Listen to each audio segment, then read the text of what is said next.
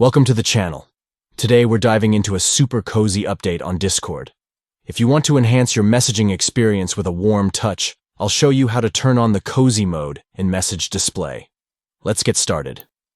First, open your Discord application on your PC. Make sure you're logged into your account, ready to explore the new features. Once you're in, look over to the bottom left corner of the screen. You'll see a gear icon. That's the user settings.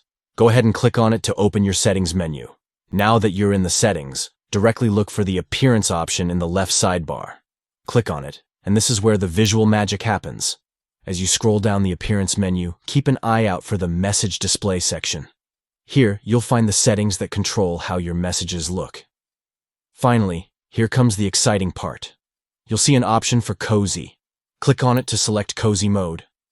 This delightful setting will give your message display a warm and inviting look, perfect for cozy chats with friends. And there you have it. You've successfully turned on the cozy mode in message display on Discord. Now enjoy your newly styled messages that add a little extra warmth to your conversations. If you found this guide helpful, don't forget to give us a thumbs up and subscribe for more handy tips and tricks. Thanks for watching, and happy chatting on Discord.